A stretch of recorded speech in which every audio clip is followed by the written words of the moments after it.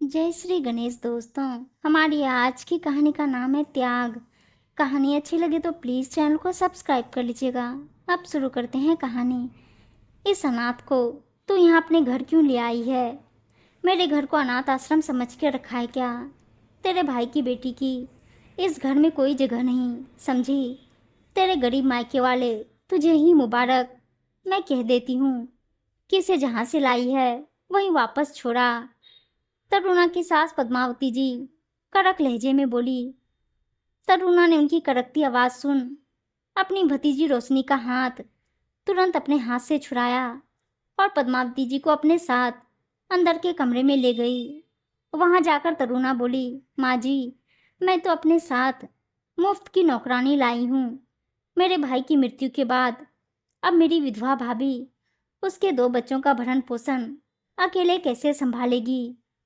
उन्होंने तो रोशनी को यहाँ शहर में आगे की पढ़ाई के लिए भेजा है, मगर मैं थोड़ी इसका खर्चा उठाने वाली हूँ। बल्कि मैंने तो सोचा है कि आज से नौकरानी माला की छुट्टी कर देते हैं ताकि हमारे पैसे बच पाए और हमें रोशनी का बोझ बोझा ना लगे। पद्मावती जी यह सुनकर खुश हो गई और बोली, वाह बहू, तेरा दिमाग तो मुझसे भी ज़्यादा तेज चलता है। तूने तो अपने मायके वालों तक को ना छोड़ा। खैर, अब मुझे कोई गम नहीं। रोशनी को गेस्ट रूम में ठहरा देना।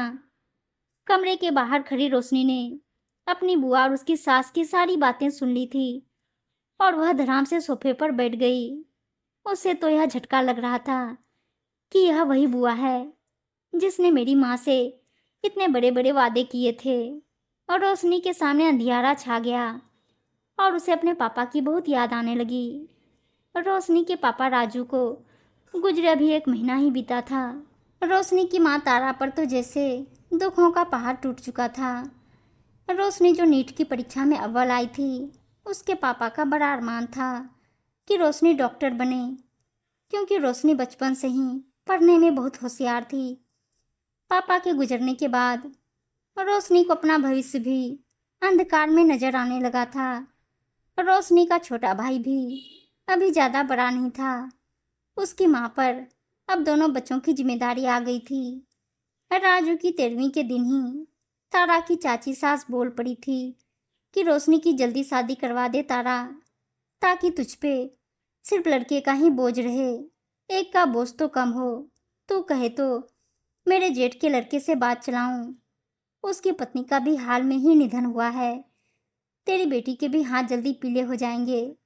यह सुनकर तारा झल्लाकर बोली, चाची जी, आपको हमारे बारे में इतना सोचने की जरूरत नहीं है। मेरी बेटी की अभी उम्र ही क्या है जो आप उसकी शादी की बातें कर रही हैं। माना हम लोग गरीब हैं, इसका मतलब यह नहीं कि मैं अपने सर का बोझ कम करने के लिए अपनी बेटी की शादी किसी से भी करा दूंगी।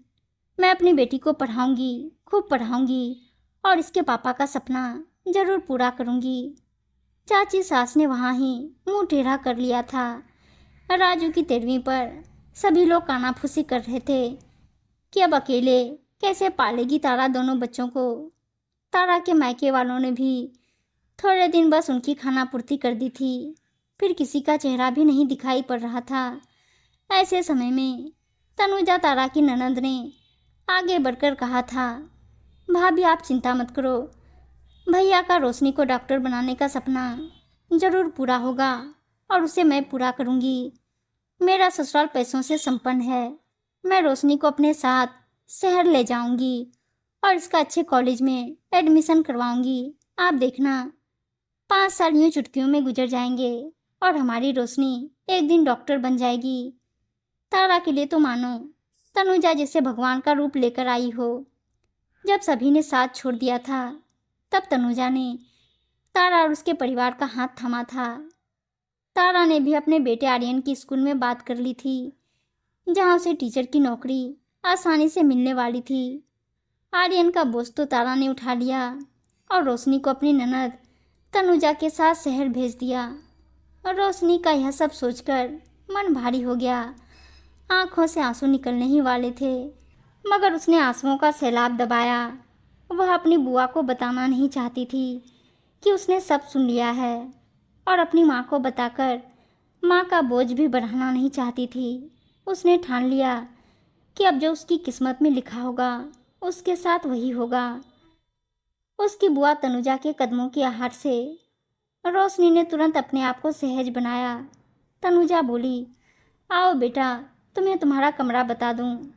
फिर रोशनी को गेस्ट रूम में ले जाकर बोली, बेटा आओ, तुम भी मेरे साथ कमरे की सफाई में मदद करो। माला तो शाम को आती है, इसलिए हम दोनों को मिलकर ही कमरे की सफाई करनी पड़ेगी। रोशनी अंदर से सब समझ चुकी थी, पर उसने कुछ बताया नहीं और बुआ के साथ काम में लग गई। काम करते हुए रोशनी बोली, बुआ मेरा कॉलेज में एडमिशन करवा दो।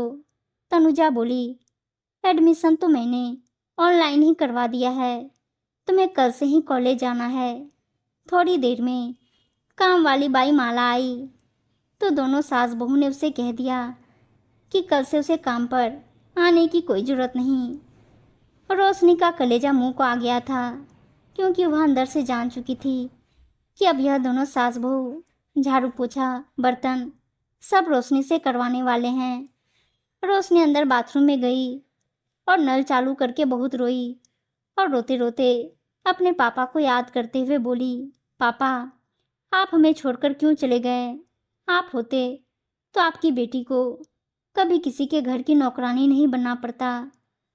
दूसरे दिन सुबह सास के उठने से पहले उठकर तनुजा ने फटाफट झाड़ू पोछा किया और रोशनी को टिफिन देकर बोली, हमें आज तुम्हारे कॉलेज चलना है, मैं आज तुम्हें वहाँ की सारी जानकारी दे दूंगी। इससे पहले कि मेरी सास उठ जाए हमें निकलना चाहिए, वरना देर हो जाएगी। रोशनी को मन ही मन हैरानी हुई कि उसकी बुआ झाड़ू पोछा उससे करवाने वाली थी, फिर उसने खुद क्यों कर लिया। और रोशनी को उसकी बुआ का यह दिखावटी रूप कुछ समझ नहीं आ रहा था। रोशनी रोज कॉलेज जाने लगी। तनुजा ने अपनी सास को बताया कि उसने रोशनी का छोटे से कॉलेज में एडमिशन करवा दिया है और अपनी सास के सामने रोशनी से कुछ छोटे मोटे काम करवाने लगी, जैसे उसकी सास को पानी और चाय देना तो कभी उनकी दवाई देना।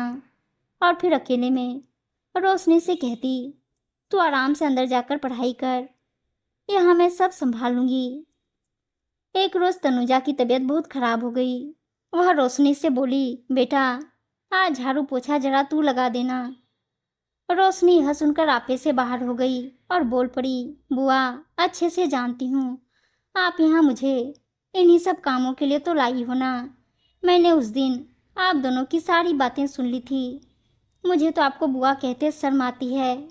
पापा कितना प्यार करते थे आपसे, और एक आप हो कि उनके जाते ही उनकी बेटी को डॉक्टर बनाने के नाम पर नौकरानी बनाने ले आई। माँ ने कितना भरोसा किया था आप पर।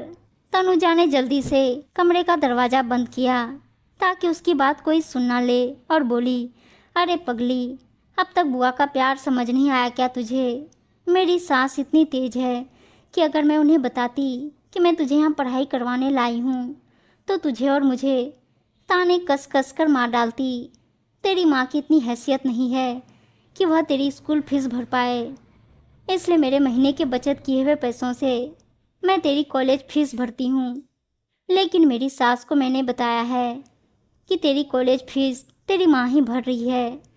सुबह जल्दी उठकर झाड़ू पोछा कर देती हूँ ताकि सासू माँ को लगे कि तू घर का काम करके कॉलेज जाती है। बस बेटा, एक बार तू डॉक्टर बन जाए, फिर तेरी मम्मी और बुआ के संघर्षों को पूर्ण विराम मिल जाएगा। माला को काम से निकालने के बाद मुझे सारा काम करने के बाद बहुत थकान लगती है, मगर मेरी लाडो तेरे लिए कुछ भी करूँगी। बुआ का यह त्याग देखकर रोशनी की आंखें फिर बरस पड़ी कि उसने कितना गलत समझा अपनी बुआ को। वह अपनी बुआ के गले से लगकर बोली, सॉरी बुआ, मैं गुस्से में कितना अनाप शनाप बक गई। तनुजा बोली, रोशनी, तुम्हें मेरी सास के सामने काम करने का दिखावा करना होगा। रोशनी बुआ के गले लग गई और अब से वह जी जान से पढ़ाई करने लगी और पद्मावती जी के सामने घर के कुछ छोटे मोटे काम भी कर लेती।